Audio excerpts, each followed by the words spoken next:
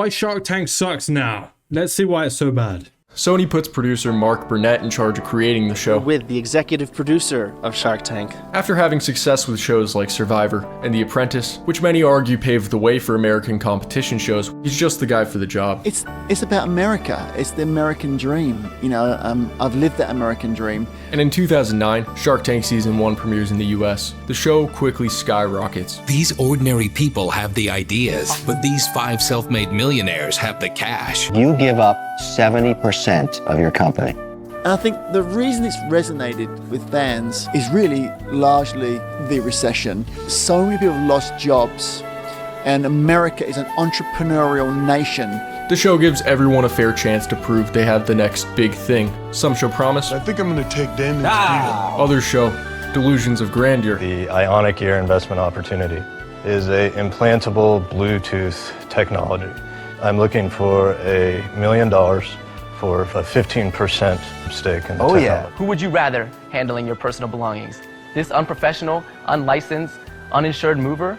Or these professionally trained, enthusiastic college foxes packing boxes? Either way, it's fun to watch, and apparently, it's even good for the community. The problem is, right now, these people cannot get bank loans. I mean, you can barely get a mortgage right now, right, in 2010, 2011. And so certainly getting a small business loan is almost impossible. For many of these entrepreneurs with incredible ideas, these sharks are the last chance. That's an interesting point. That's a really interesting point they made. I mean, 2008 was pretty tough. A lot of people lost houses, a lot of people lost money, and it was a really, really difficult time. A big stock market crash. So giving people the opportunity to still create businesses, which is what would uplift the economy after such a downturn, is an interesting way of doing it. And again, people see it on TV, they try and emulate that in real life. They think, oh, you know what, I've got a business I can do myself. Why don't I give it a go? So, you know, it's kind of an interesting way of spurring along some more innovation.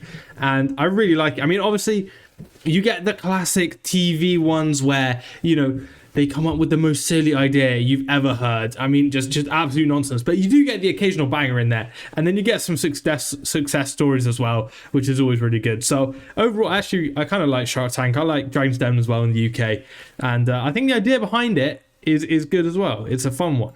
However, Mark Cuban's arrival in Season 2 flips everything on its head, and fans get their first hint that the show might not be as charitable as advertised. The minute we brought Mark Cuban, our first billionaire, onto the show, everything changed. 2 contestants who refuse offers to be on the show reveal that it's because at the back of their contract is a clause that states every contestant has to give the production either 2% of all their profits or 5% equity in their company. Most savvy entrepreneurs wouldn't be willing to give an automatic stake of their company just for appearing on the show. Mark hears about this and is outraged. He gives ABC an ultimatum. Either they remove the clause or he walks. Fortunately, they fold under the pressure and remove it, and Mark posts about his victory on Facebook. Fans applaud, but it turns out this isn't the only case where the show slighted entrepreneurs. In 2013, former NFL player Al Bubba Baker goes on Shark Tank to get help for his struggling boneless rib business. Sadly, I married a woman that doesn't like ribs because they're too messy. So I vowed to find a way for my wife to be able to enjoy ribs.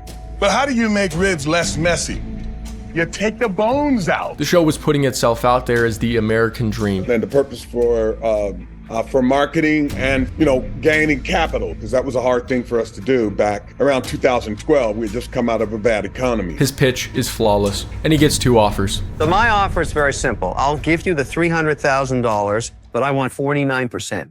That idea is so brilliant, I'll do the exact same deal, but I'll only take 30%.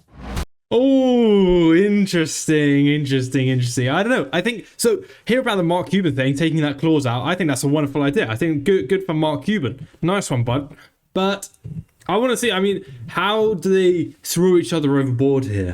This greedy savage, his deal is horrible. He's never done a deal like this. Al, let me clear it up for you. I think you're paying a very expensive price for somebody to make a phone call for you that you could do on your own. Ultimately, he goes with Damon John's offer of $300,000 for 30%. Well, he already had me at the first taste of the ribs, but then when he pulled out, the cherry on top was Kevin O'Leary, who, who's really not a bright guy, was interested into it, and I knew that I could make a profit and at the same time as stabbing Kevin O'Leary. 3 years go by, and on the surface, Bubba's living the dream, and Damon is parading the business around as a $16 million success story. However, all the way in 2023, the Los Angeles Times comes out with a report where Bubba and his family claim that behind the scenes, what began as their Shark Tank dream has been a nightmare. We thought we were on our way up, and unfortunately, it's been a downhill battle. Apparently, the problems start right after they finish filming the episode. Damon suddenly changes his offer to $100,000 for 35%. If you're in that environment, you're not asking a lot of questions, he said. It's Damon John. My wife and daughter would have killed me if I said I wasn't signing this. She said, "Hey, Dad, our future's in your hands." No pressure at all. Damon then introduces Bubba. Oh my gosh. Okay, so he was pressured into making a really horrendous deal. From 300,000 to 30 to 100,000 for 35. So you're getting more equity for a third of the money. I don't know. I feel like this guy, if he's NFL background, can he not just make a few Instagram posts or like promote it on YouTube or something and just get, because he's got the fame himself. The money might just come from sales if he promotes it well enough. I don't know. I mean, does he need this guy to back it up? I'm not sure. This was so long ago. Maybe he's right. He couldn't get a business loan. But I'm just saying that's a nasty thing to do when you're changing the deal behind the scenes, especially because people watching, they think, oh wow, that was a really good thing. It makes me want to do that, and then they hear the back end of it is not as nice. So it seems a bit dirty to me. I don't know. Don't like that at all. But to his friend Nate, a former Shark Tank contestant turned close colleague. Damon, I'd be crazy to not want a partner like you. I accept 100%. My man. Who's gonna deal with all the technology stuff? The website, the advertisements, the bank accounts. We had never even sold one bottle of sauce on the internet. This was gonna be the genius to set us up. However, he only creates problems. First, on the day their episode is supposed to air, the website isn't ready to go until 3 hours beforehand. And while they do end up making around $250,000 in online orders, they have to refund nearly 14% of that because Nate fails to set up sales tax. Nate also has control over the business bank account, ignoring Bubba's requests for statements. When Bubba complains to Damon, he reportedly shrugs it off. I'm not asking you to kiss him. This is just business. Finally, the Bakers decide they don't want Nate a part of their business anymore. There were a lot of red flags with him, and it took us some time to convince Damon to have him removed from our business. When he eventually does leave, he decides to take one more thing with him. The Baker's bank account. He wiped out our business bank account. There was about $100,000 in there at the time, and he mailed us a check for $8,000. That's not good. What? How does that work? Did they employ him as part of the company, or how does he just gain control of the bank account of the company? How do you even do that? That's insane. And the guy just gets to walk.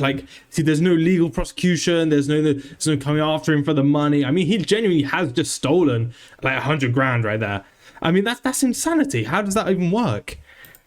They ask Damon where the rest of the money went, and he says Nate deserved it. People are probably like, why didn't you just stop with Nate? And it was because of me, because it was my dream and my goal. And my dad's favorite saying is always, I'd rather be the yeoman on a smooth sailing ship than the captain of a sunken ship. Unfortunately, Nate is the least of their problems. 2 years go by, and Damon is parading the business around as a $16 million success story. He says it's one of his biggest deals ever.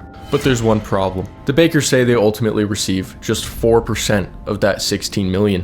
And that's not all. After a $5.8 million deal with Carl's Jr. and Hardee's, the Bakers yield a total of $2,900.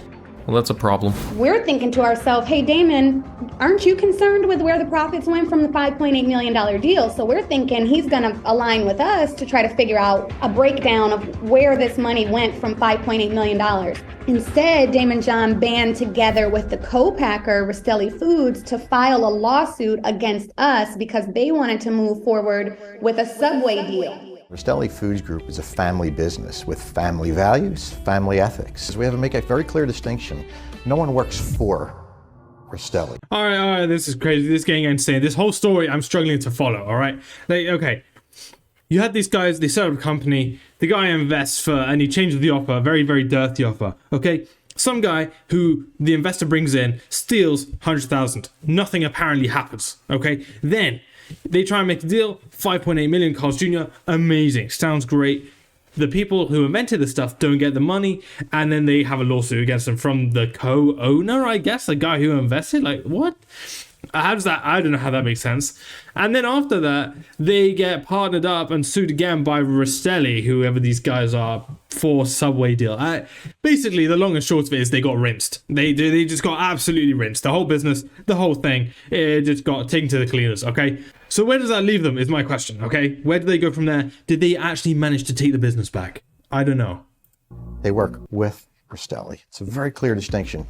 The Bakers say they're completely shut out of negotiations and accuse both Daymond John and Rastelli Foods of trying to take over their business. But you never knew at one time how much revenue you were actually generating.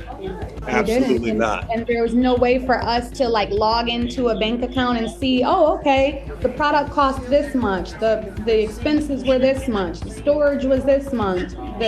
Eventually they come to a deal to settle the whole Carl's Jr. situation, and the Bakers have to sign a confidentiality agreement. However, by 2019, legal fees pile up. The Bakers are forced to sell their house at a loss, Bubba's restaurant closes, and his truck is repossessed. So in a last-ditch effort to try and get back what they feel is theirs, they break the confidentiality agreement and go public with everything. Needless to say, Daymond isn't happy, especially since at the same time he's trying to break off his affiliation with Nate. Nate Holzapfel admitted to fraud and sexual misconduct in a deal meant to keep him out of prison and off the sex offender registry. Who's sentenced to 15 years in prison for multiple counts of sexual battery and having a side hustle where he would get girls on Tinder to sign their houses over to him, which he would then sell. Unfortunately, the way this system works. What? How does that work? Oh my gosh, how are people doing it? This Nate guy sounds like an absolute loser. And John Daymond, the big Shark Tank investor who's meant to have all this business acumen,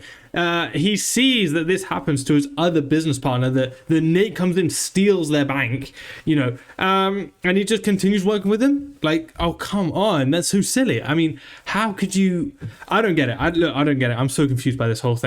To be honest, I just want to hear what happened. So they sign the confidentiality agreement, everything gets repossessed, and then they go public. Okay, boom, let's continue from there, please. Is that you do get a little bit hung before you're even tried. Innocent until proven guilty in America, and in part, thanks to KSL. Well, you pleaded guilty. He files a permanent restraining order on the Bakers, prohibits them from making any future disparaging comments, and forcing them to remove all previous ones. However, in their lawsuit against him, he ends up paying them settlement money. Practically speaking, to me, to an outsider to that situation, but someone well-versed in lawsuits, the fact that John paid the Bakers settlement money, to me, that means he probably did mistreat them in some way. Now, maybe he didn't, but again, that doesn't mean that they can now talk bad about him, because if he said that he'd pay them for, at least in part, silence, then they just got to shut it up. Bubba's not the only one to run into a problem like this. I mean, if you read the article, there was 2 or 3 other companies in that article. As the years go on, the audience gets bigger, and so do a lot of other things. I mean, it's a beast of a machine. All right, so before we step on going further, okay, basically, they come to a lawsuit. Daymond pays them off and essentially kind of admits implicitly that he basically was wrong. Okay, so there we go. Kind of happy ending. I hope they managed to get their house back, get the food truck business back, all that kind of stuff. So I hope that ended up going well. And I mean, does that lead directly to the downfall of Shark Tank? A few bad deals. I mean, business has always been a dirty little area, like businessmen have always been known to be sly. I mean, that's just something you realize. You'd think that because they're on the TV show, they'd be more like held to a higher standard because they're in front of the public, and I get that. I think that's fair enough. But this is just one deal, I guess, that we're hearing out. There might be more, but I also think there are many more deals that we don't hear about that actually do kind of well without the back end of it being kind of really dirty. To be honest, I enjoyed Shark Tank. I enjoyed Dragon's Den. I thought they were good fun. I did prefer Dragon's Den, but that's because people on it sounded like me. Shark Tank always seemed like a bit distant, but I get it. Look, it's a cool thing. People get their, get the American dream. Sometimes it ends up going really well, and the success stories are always fun. Like, don't get me wrong, the success stories when they work are great, but there have always been these underlying ones where you just think, that was a lot of problem. And most people nowadays, like we've kind of discussed in the end here, do just go on the show to get the publicity, and that's all it's for, which it's fine. I guess it works, but it doesn't help the audience if they're going to buy that product. So, I think the sharks, if they're going to release product, need to do a lot of due diligence, make sure it actually works, unlike a breathalyzer, whatever it was. But, you know, yeah, if it works, it works. If it's good, it's good. So overall, fun TV show. And definitely the idea behind it to get people interested into entrepreneurship, I think it's there. I think it works. So in that way, it's a success as well. So absolutely, I kind of support the show. I think it's fun to watch. Can't go too much, but, you know, it's good. It's good stuff. Right, well, if you enjoyed that, then you're going to enjoy my last video where I talk about Banksy, the famous street artist, okay? We discuss his rise, we discuss the fact that he made political stuff, he made this in America, he made that in America, and we just discuss his kind of escapades and his story, and it's really interesting, and he definitely is kind of divisive. People don't know what to think about him, so definitely go check it out, go see what you think, and maybe just drop a comment saying like, oh, I really like Banksy, I really hate Banksy, whatever. I'm there for all of it, so please let me know, and have a great rest of your day. Thank you very much.